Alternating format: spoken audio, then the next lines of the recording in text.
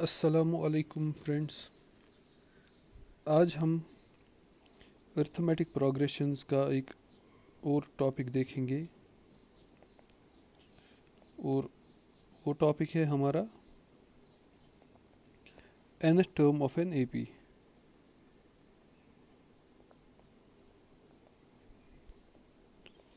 तो सबसे पहले अगर हम एक अर्थमेटिक प्रोग्रेशंस का एक जो जनरल फॉर्म हमारे पास होता है उसमें हम देखते हैं कि एक सीरीज़ ऑफ नंबर्स होती है जिनको हम रिप्रेजेंट कर सकते हैं A1, A2, A3, A4, A5 and so on. और जो हमारी ये टर्म्स है इनमें कॉमन डिफरेंस होती है डी। कॉमन डिफरेंस को हम डिनोट करते हैं लेटर डी से। और जो हमारी अर्थमेटिक प्रोग्रेशन होती है इसमें जो हमारी पहली टर्म होती है उसको हम डिनोट करते हैं लेटर ए से। तो जो हमारी यहाँ पे A1 है, जो फर्स्ट टर्म हमारी है वो है ए। और A2 जो हमारी होती है, जो हमें general form of an AP होता है उससे हमें पता है कि A2 किसके बराबर होती है, A प्लस डी। और जो हमारी तीसरी टर्म है वो किसके बराबर है, A प्लस 2D। इसी तरह A plus 3D fourth term होती है। और पांचवी टर्म हमारी A प्लस 4D और सो ऑन। यानी कि हमारी जो सीरीज़ है, कोई भी अर्थमेटिक प्रोग्रेशन की हमारी जो सीरीज़ होगी वो हम कैसे रिप्रेजेंट कर सकते हैं, इस तरीके से A comma A plus D comma A plus 2D comma A plus 3D comma A plus 4D and so on. अब अगर हमें एक कोई भी टर्म हमें अगर ढूंढनी है, for example 16th term, 17th term, 100 term, अगर हमारे पास एक इन्फिनिट अर्थमेटिक प्रोग्रेशन है तो उसमें हम कोई भी टर्म हम ढूंढ सकते हैं। उसके लिए हमें एक फार्मूला यूज़ करना होता है जिससे हमें एक nth टर्म AP की मिल सकती है। तो जनरल फॉर्म जो हमारी एक अर्थमेटिक प्रोग्रेशन की होती है उससे हम ये देख सकते हैं कि जो पहली टर्म होती है A1 वो किसके बराबर होती है, A के बराबर।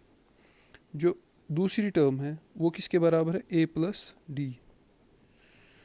और इसको हम इस तरीके से भी लिख सकते हैं, A plus 2 minus 1 into D.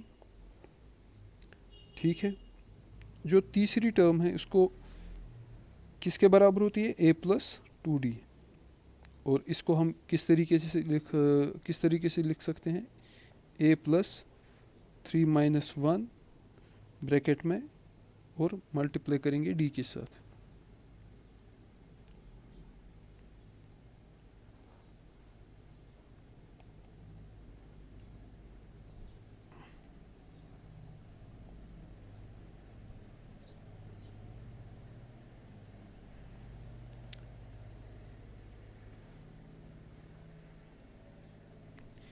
इसके बाद जो हमारी तीसरी टर्म चौथी टर्म है A4, वो हम लिख सकते हैं A प्लस 3D।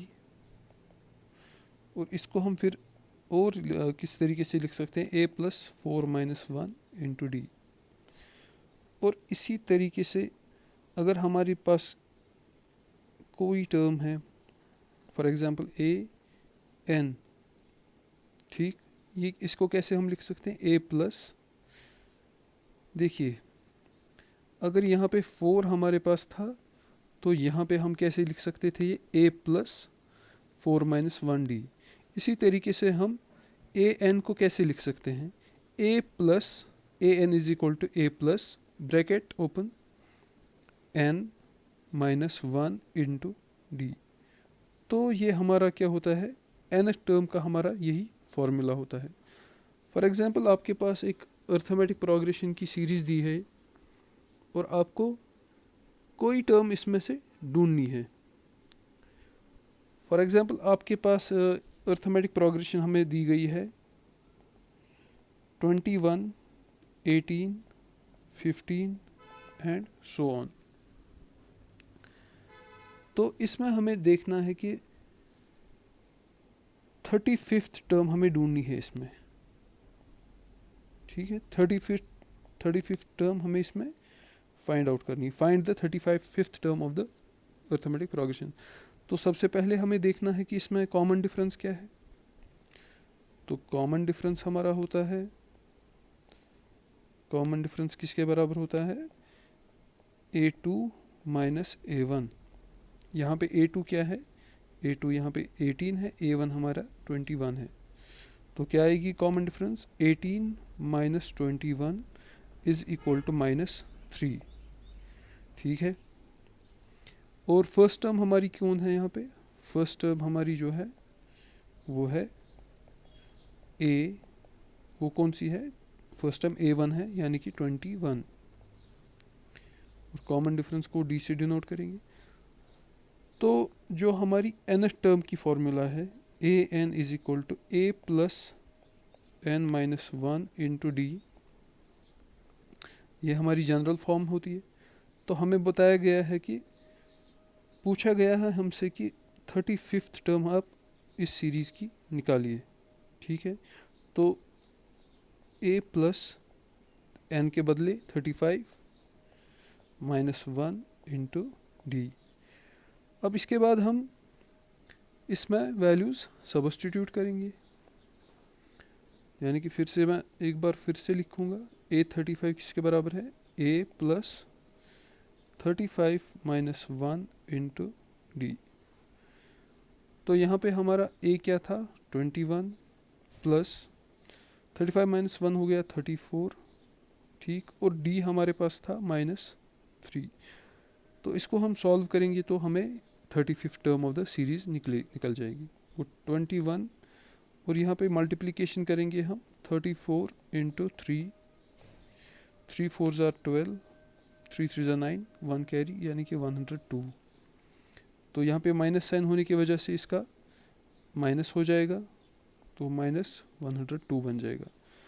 और 102 में से 21 को अगर सब्ट्रैक्ट करेंगे हम, तो 2 में से 1 तो 1, और 10 में से 8 तो 81, यानी कि यहाँ पे 35th टर्म आएगी हमारे पास -81।